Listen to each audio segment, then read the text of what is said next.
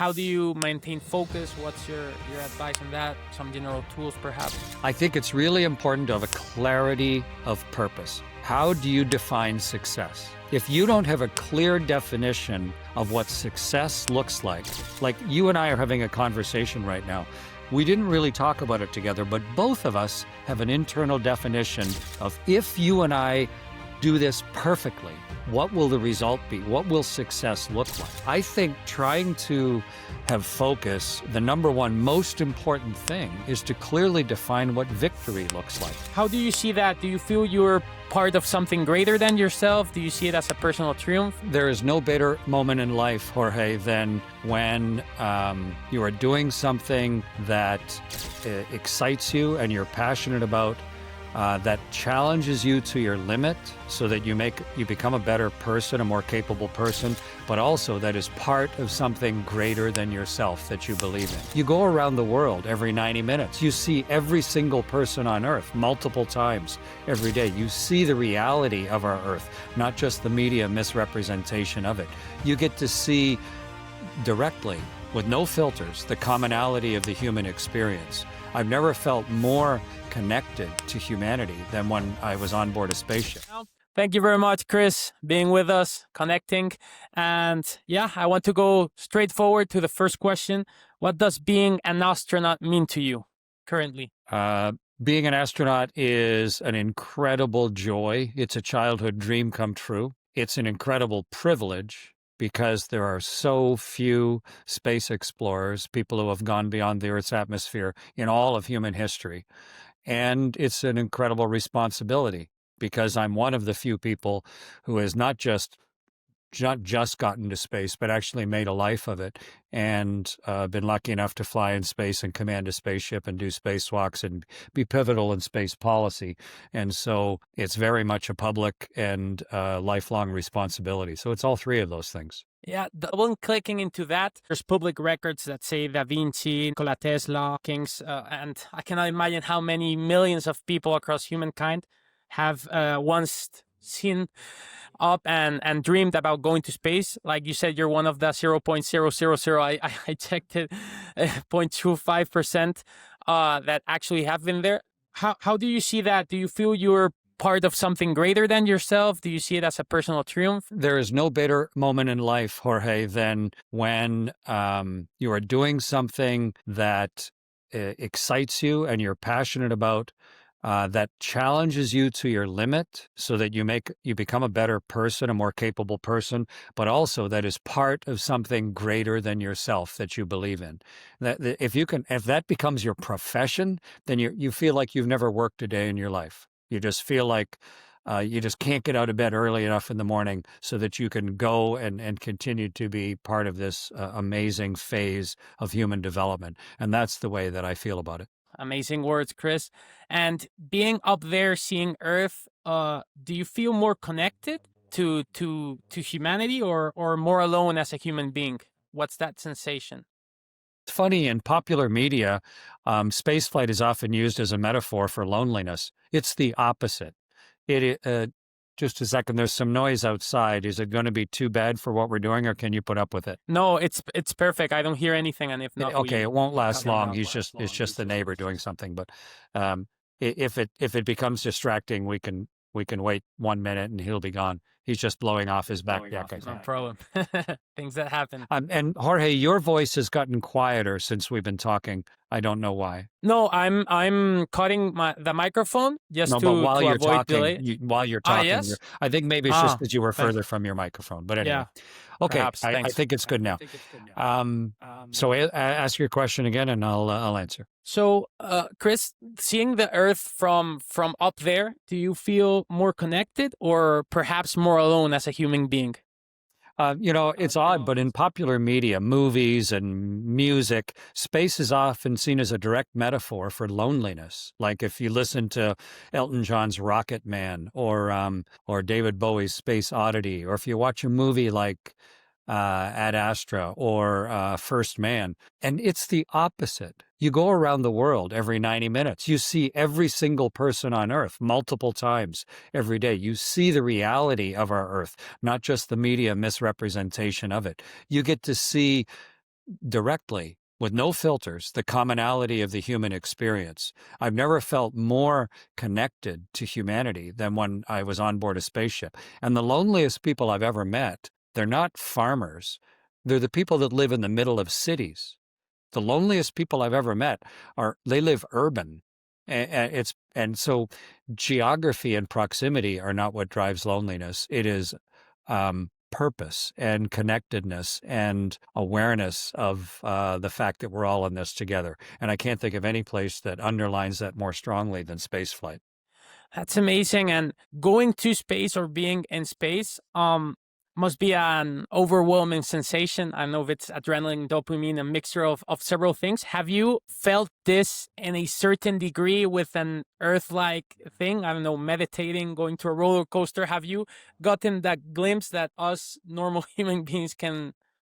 I think there's a big misimpression that astronauts are thrill seekers or that we want to have adrenaline in our veins. We're the opposite.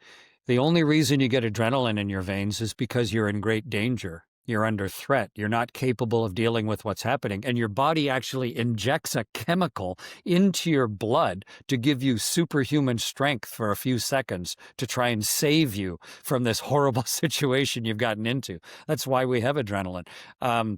You never want to get that way as an astronaut. We spend decades of our lives training to be good at things so that you're not just relying on 300,000 years of evolution, no, millions of years of evolution to deal with danger. So the reason we hire pilots with my type of background who were very experienced, not just combat fighter pilots, but test pilots, one of the most dangerous professions that exists, who have learned how to prepare for complex, dangerous things so that you're not dealing with fear and uncertainty and allowing your body to take over physically or physiologically.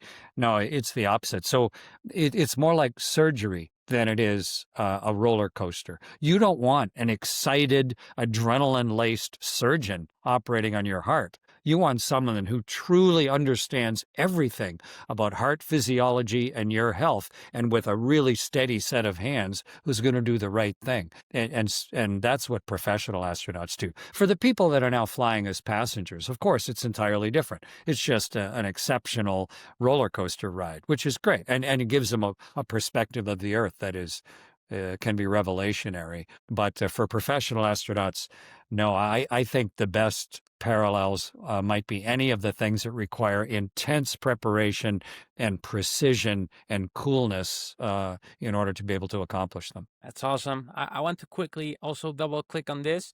Does the day-to-day being in a space shuttle, does it ever start feeling normal? We human beings we can normalize certain situations. Or do you feel something profound every day, and how do you stay focused and perhaps not get that overwhelming sensation, and how you can get that neurosurgeon? Some people live right next to the Pyrenees Mountains, and some people live on the Costa del Sol or on Mallorca or somewhere where it is unbelievably beautiful and inspiring. Just open your eyes and look around. And yet, if you live there for your whole life, you go, oh yeah, it's the Pyrenees Mountains. They have snow on the top, so what?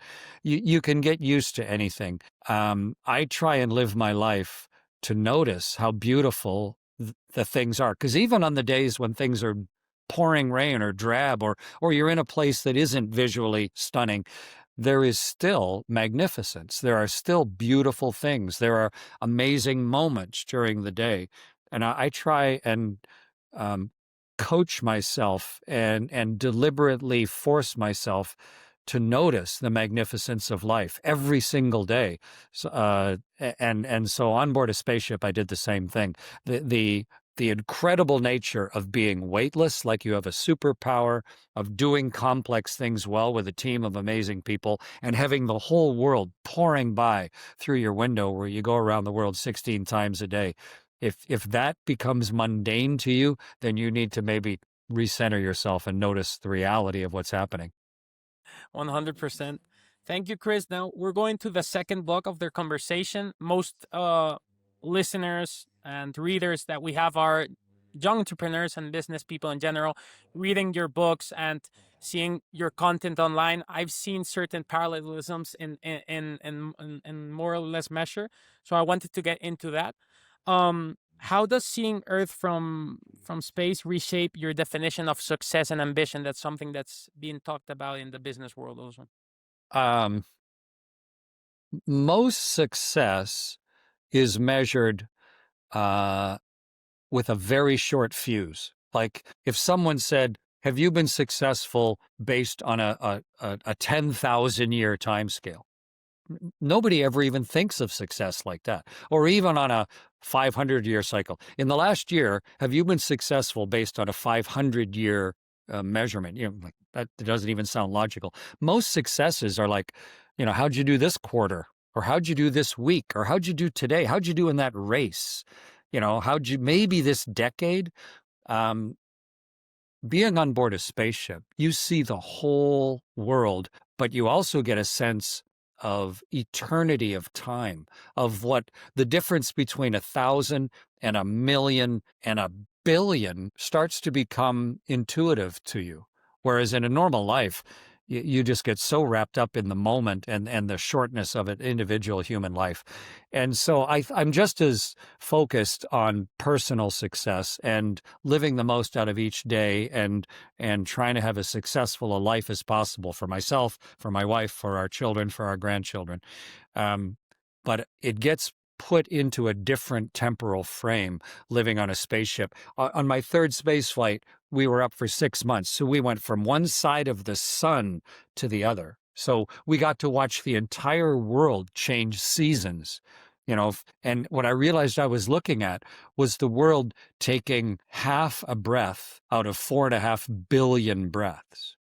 And it was immensely calming to realize the ancient, tough nature of our planet, the fact that there's been life uninterrupted for 4 billion years, that the Earth isn't going anywhere, life isn't going anywhere. We get all frenetically self-absorbed and self-important, and we're ruining the Earth, and it's never been as hard as it is right now. And, it's because we just only judge things through an extremely short temporal lens.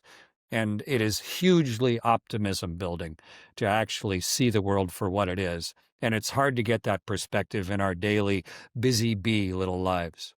100% talking about that focus in high stakes environments, a space mission, or perhaps a startup in a lesser scale. How do you maintain focus? What's your advice on that? Some general tools, perhaps? I think it's really important to have a clarity of purpose. How do you define success? If you don't have a clear definition of what success looks like you and I are having a conversation right now, we didn't really talk about it together, but both of us have an internal definition of if you and I do this perfectly, what will the result be? What will success look like? And if you don't have a clarity of understanding of what success looks like for your decision making, then how do you decide? If it doesn't matter what you decide, then how do you ever get anything done in your life? So I think trying to have focus, the number one most important thing is to clearly define what victory looks like. And it can be very, very simple. I went for a walk with my granddaughter this morning. And so you wouldn't even think about what does victory look like for a walk with your granddaughter. But it's very clarifying. What am I trying to accomplish? And if this goes perfectly, what will both of us take out of this experience together? And I find it very centering, because then you can figure out what you need to ignore. It's so easy to get distracted with all of the noise of too many choices and too much external input. But if you can clearly define victory and purpose, then you can go, okay, yeah, that's an interesting thing, but it doesn't matter right now. So I'm not going to pay any attention to it until it's truly going to rear its head. And maybe the last thing is to deliberately absolve yourself from the things that don't matter. Allow the fact that if you're going to launch and pilot a rocket ship, there is nothing in the world that matters except the next 9 minutes. You have to give yourself permission to ignore everything else in the world except the successful piloting of the most complicated machine ever built.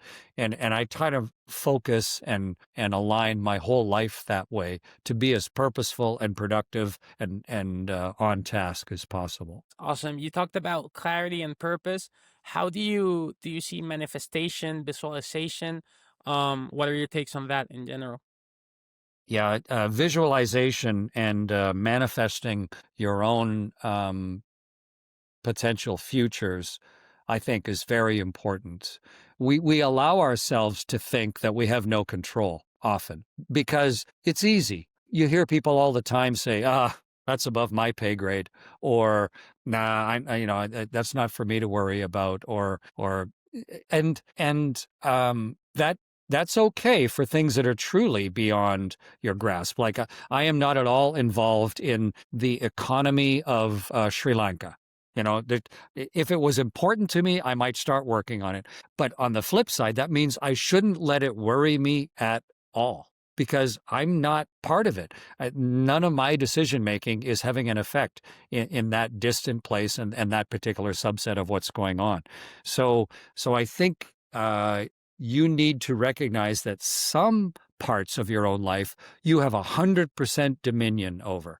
And the thing that you control, in fact, the only thing that you control is what you're going to do next. And so defining your goals and your purpose, and then being extremely responsible in how you choose what you're going to do next. What am I going to do in the next 10 seconds, the next 100, the next 10 minutes, the next today? How am I going to actually take responsibility for my own decision-making, recognizing that your life is not what you set out to do. Your life is the strung-together sequence of all the little things that you chose to do next. And if you make a habit of saying, that's not up to me to decide. No, I don't need to decide that. I'll just let things happen. Well, then your life is just going to happen. And then if you don't like it, then you're going to just sort of blame somebody else. I'm going to blame whatever, politicians, or I'm going to blame business people, or I'm going to blame the weather, or I'm going to blame my neighbor, I'm going to blame my spouse. I'm going to blame something rather than actually recognizing the immense power you have in your own decision making. And I take that part of my own life extremely seriously. I know. So you before you said something interesting that astronauts are extremely calculated, no? And on the flip side, entrepreneurs are risk takers, more delusional, let's say. Do you think that's a fair contrast? And what would be some advices for entrepreneurs that we can learn from astronauts? What would be the astronauts manual for entrepreneurs? I think you have that completely wrong, Jorge. I flew 3 rocket ships. The odds of dying on my first space shuttle flight were 1 in 38. Name me one entrepreneur who in the next 9 minutes has the odds of dying of 1 in 38 because of the entrepreneurial choices they're making. I am a far bigger risk taker than any entrepreneur in history. As an entrepreneur, yeah, your business may fail. You may put years of work into something that doesn't turn out, but it's not going to snuff out your life. Doing a spacewalk is extremely risky, one of the rarest of all human experiences. Being a test pilot, the risk is really high. So I think the parallels are very strong. The question is, what are you trying to accomplish? And then what are the dangers that go along with that choice? And then how are you, as the risk manager, as the astronaut, as the entrepreneur, how are you going to manage those risks? How are you going to prepare for the actual danger of what you're trying to do? If you're starting, I don't know, I'm going to make paper clips out of carbon fiber. Doesn't matter. Going, okay, great. Maybe there's a market for it. Okay, then maybe I can make a huge amount of money because I can make them cheaply or stronger or bigger, or there's some new application or something. Doesn't matter. But what are the risks? Well, how much time am I going to put into it? How much finance am I going to put into it? What impact is that going to have on me and my family and my future plans for myself? You need to define your desired outcome. What are the risks that go along with that desired outcome? And then your job completely changes. Your job is not a person who rolls the dice. Your job is a person who understands the actual dangers, the actual risks to the limit of your ability, recognizing you can never completely understand them, so that you can prepare in advance. What if my carbon fiber manufacturer goes under? What if the person that I thought was going to buy these things isn't going to? What if some government puts a bunch of tariffs on and now I can no longer export my carbon fiber paper clips the way I wanted? Well, who knows? But I think the parallels are extremely high. And what it is clarity of vision, spending the time in advance to identify truly what the dangers are, and then changing who you are with every minute available between now and the execution of the danger, so it optimizes your chances of success. Awesome. This enormous risk, I wanted to know how did you talk with it with your family? What was that procedure? I know the dedication of one of your books, of course, to Helen. So how was that in your journey? Everything worth doing in life has risk. Everything. Everything you've ever done that you thought, hey, I want to do that. Like learn to walk. I broke my skull when I was learning to walk. I fell and hit a cement floor. Learning to ride a bicycle, learning to fly an airplane, getting married, learning to drive a car, going to university, every single thing. Okay, I'm going to do that. There is risk. So how do you manage that internally? How do you prepare for it? And then the people that are going through life with you, your parents, your partner, your spouse, your children, how are they being affected by the risks that you have decided to take? Because everything worth doing has risk. Hey, kids, let's all jump in the car and let's drive to, the ocean side. We're going to go to the beach today. But climbing into the car and driving to the beach, the decisions you make impose risk and consequence on everybody around you. But if you say, okay, well, I'm an adult, I'm a parent, I can't subject my family to any risk, well, then you're never going to do anything worthwhile. So you have to recognize that everything we're going to do has risk, and we're going to be some sort of threshold beyond which I won't go, and beyond which the other people that are on this trip with me will not go. And you have to find a way to keep all of that within bounds. But there is also a great risk to giving up on the things that are important to you or one of your family members. If one of your kids says, hey, Dad, or hey, Mom, I absolutely have to go bungee jumping. I am so excited about bungee jumping. We've got to go bungee jumping. It's important to me. I would never bungee jump because it serves no purpose. It risks my life, and there's very poor quality control. So it doesn't interest me. But other people are really interested and thrilled by the idea of a bungee jump. That's fine. So you as the parent then have to decide, how important is it to that person? And if I say to them, nope, we are not ever going to bungee jump, there's a risk to that. Because they may say, well, screw you, I'm going to go out with my buddy and we're going to go bungee jump using, his lackluster equipment, or, his buddy Bob has a bungee jump tower or something.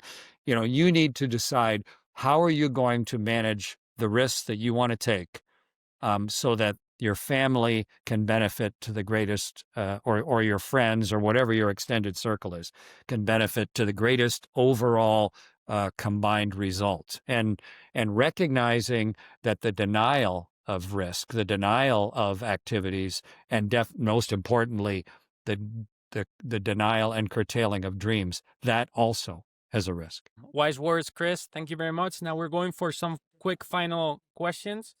This last few minutes. What's your favorite place on Earth?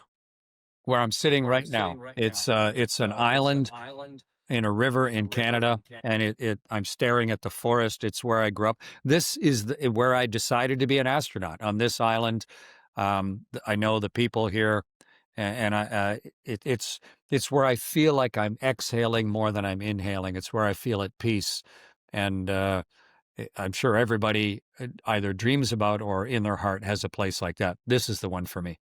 What's the greatest invention in human history, and what would you say is the greatest invention in the past few decades, perhaps? Greatest invention in human history was the taming of fire. how we figured out how to tame fire and control fire and transport fire so that we could generate heat and energy at will, no matter where we went. That's what separates us from every other animal. No other animal, they can maybe steal fire a little bit, like crows start fires to make mice run away by stealing burning branches. But we actually figured out how to create fire ourselves. In the last 20 years, it is putting decision-making to work, which is a subset of artificial intelligence, where it used to be, you could get a donkey to haul your weight for you, or you could get a tractor to pull a plow for you, or some machines taking over certain subsets of human activities. But in the recent time, because of our intelligence, we are now starting to develop machines that can do some of the intelligence functions for us. And so they can make small decisions, and the democratization of decision making, or the farming out of decision making, that's a huge change, and with tremendous consequence and opportunity for humanity. Awesome. Taking a risk with the next question: is there life elsewhere in the universe? I'm confident we're not alone in the universe. We have seen zero evidence of it.